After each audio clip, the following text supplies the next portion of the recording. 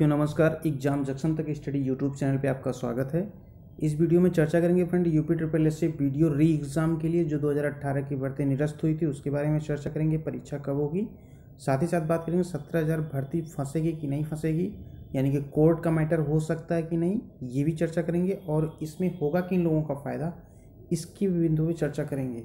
तो फ्रेंड आप वीडियो के साथ बने रहिए। चैनल को यदि सब्सक्राइब नहीं किए तो एग्जाम जंक्शन तक स्टडी यूट्यूब चैनल को सब्सक्राइब कर लें। फ्रेंड ऑथेंटिक इन्फॉर्मेशन आपको देंगे इस चैनल के माध्यम से। फ्रेंड 17,000 शिक्षक भर्ती को लेकर इतना उहाफो विद्यार्थियों के अंदर हो गया कि ये भर्ती कौन जाएगी, इसमें शिक्षा मित्र जाएगा, सुपर टेट पास जाएंगे कि सुपर टेट जो नहीं किए वो टेट होने के बाद, यानी कि बहुत सारे क्वेश्चन इसमें उत्पन्न हो रहे हैं। 23 जनवरी को जो टेट की डेट आई उसके बाद ये भर्ती आएगी। आपको फ्रेंड ये चीज़ स्पष्ट तौर पे पता है कि जब ऑलरेडी कैंडिडेट इतने हैं कि जो एलिजिबल हैं, यानी कि जो सुपर टेट क्वालिफाई उनकी भी संख्या अधिक है और जो सुपर टेट अभी देंगे उनकी भी संख्या अधिक है। तो ये 17,000 का लॉलीपॉप सरकार देगी नहीं, यानी कि सरकार ये दिखाना चाह रही है, सिर्फ उसका एक ही मकसद है कि जो 22,000 अभ्यर्थी विरोध कर रहे हैं और उनके विरोध तले जो है बहुत सारे लोग एकत्र होकर अपनी बात को मनवाने की कोशिश सरकार से कर सकते हैं। क्योंकि सरकार जो स्टैंड है इस समय क्लियर ले रही डिसीजन, और सरकार पक्ष में फैसला ले रही विद्यार्थियों का। ऐसा नहीं कि सरकार पक्ष में नहीं ले रही, हाँ ये कि सरकार के संज्ञान में वो बातें आनी चाहिए। क्योंकि अब कोई भी नियम बदल के तो कोई काम सरकार करेगी नहीं, पहली चीज़ आप समझ लीजिए। अब दूसरी बात आपको बताएं कि ये भर्ती कोर्ट में जाने का मतलब क्यों नहीं है, क्योंकि कोर्ट में ये भर्ती जाएगी तो घसीटी जाएगी, पर घसीटी भी गई ये भर्ती, ये आपको अच्छे से पता है। और कोर्ट इन बिंदुओं को लेकर संज्ञान में नहीं लेगा, क्योंकि कोर्ट में अब तो कुछ डिसीजन ऐसे आए हैं कि जो डिसीजन तुरंत ही उसको रिजेक्ट कर दिया गया है। तो उस आधार पे कोर्ट में ये कोई बेस इसका है ही नहीं ले जाने का कि किस बेस पे आप जाके जाएंगे। वैसे जाएंगे तो अब कोई बेस ना कोई बेस तो बन जाता है, लेकिन वो बेस आपको नहीं है जो मजबूती देगा कि 17,000 भर्ती के लिए कोर्ट जाए। तो कोर्ट तो नहीं जाएगी। अब इसमें तीसरा बिंदु जो फ्रेंड शिक्षा मित्रों का, ये दिखाते हैं आपको। देखिए फ्रेंड यहाँ बात हो रही, भर्ती का नया विज्ञापन जल्द निकाला जाएगा। ज्ञात हो कि शीर्ष कोर्ट आदेश दे चुका है कि शिक्षा मित्रों को भर्ती में शामिल करने का एक अवसर, ये सरकार जो सुप्रीम कोर्ट में जाके एक्सेप्ट की थी कि हाँ इनको तीसरे में हम मौका देंगे शिक्षा मित्र के लिए, यानी कि उनको जो भारांक 25 मिलता तो वो भी मिलेगा और उनको भर्ती में शामिल भी करेंगे। उसकी बात यहाँ की जाती है। जब शिक्षा मित्रों को जब भारांक यहाँ दे दी जाएगा तो शिक्षा मित्र ये चाहेंगे कि वो भर्ती मतलब परीक्षाएं मतलब टेट होने के बाद हो। शिक्षा मित्र को अगर फ़ायदा देना होता तो सरकार तुरंत कर लेती। अब देखिए इसमें क्या हुआ, शिक्षा मित्र भी आ गए, जो सुपर टेट क्वालिफाइंग वो भी आ गए, और जो बंदे हैं इन लोगों को जो है एक साथ ला के एक प्लेटफॉर्म पे फिर लास्ट में सरकार ये कहेगी ठीक है हम ये भी भर्ती जो है भर दे रहे हैं, नियम में परिवर्तन करके। अगर नियम नहीं, ऐसा कुछ नियम होता नहीं है, लेकिन एक बात सरकार कर रही, क्योंकि सरकार स्वतंत्र 1,37,500 पद भरने के लिए वो किसी भी तरीके से भरे, क्योंकि ये शिक्षा मित्रों का ही पद खाली था। और आगे बात करते हैं, यहाँ पे देखिए कुछ डिटेल में दिया गया था कि 36,614 जो थे सामान्य वर्ग के थे, ओबीसी के 86,868 थे, 24,308 एसटी वर्ग के थे, 270 अभ्यर्थी चयनित हुए। इसके बाद जो शैक्षणिक योग्यता लिखित परीक्षा का जो प्रोसेस किया गया उसमें 36,690 सहायक अध्यापकों की नियुक्ति दे दी गई। तो इसमें जो आरक्षित वर्ग था वो तो क्लियरेंस यहाँ निकल के आया, कितनी सीटें उनकी बच रही उसके अनुसार सरकार ने निर्णय ले लिया।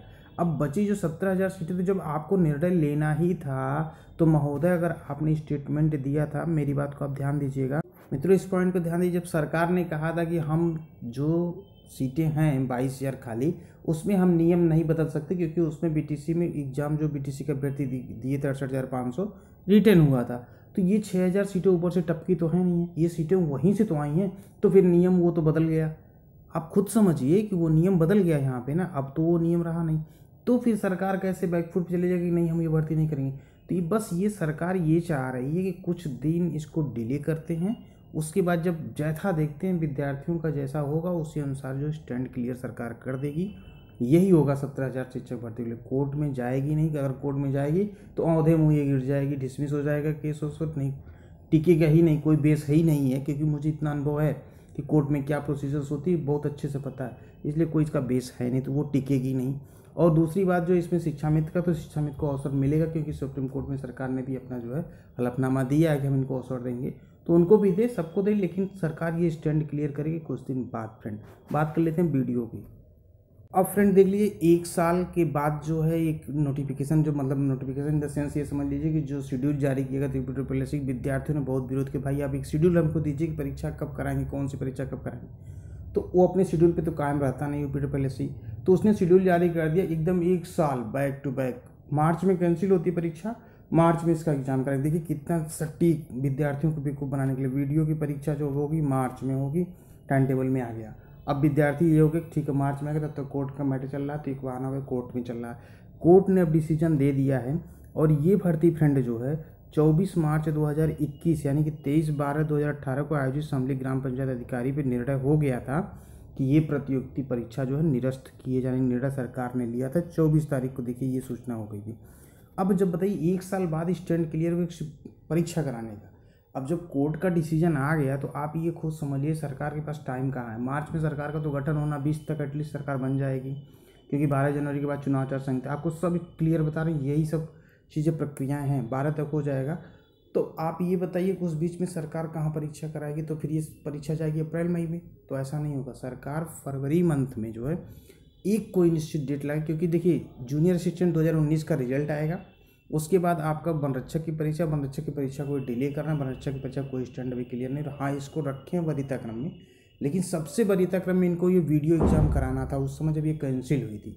लेकिन अपरिहार्य कारणों जब ये परीक्षा भर्ती चली गई कोर्ट में तो ये डिले हो गया। इसलिए फ्रेंड ये मान के आप चलिए कि परीक्षा फरवरी में सरकार कराने की पूरी कोशिश करेगी, क्योंकि रोजगार के ही साथ हो जाएगी चुनाव में, ताकि कोई ये ना कहे कि सरकार रोजगार नहीं देती है।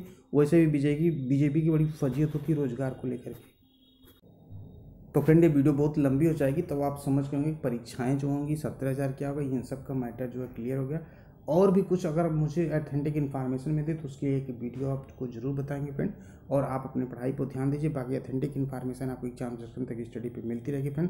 चैनल को यदि सब्सक्राइब नहीं तो सब्सक्राइब कर लें, साथ ही साथ टेलीग्राम को जरूर आप ज्वाइन करें फ्रेंड। Thank you.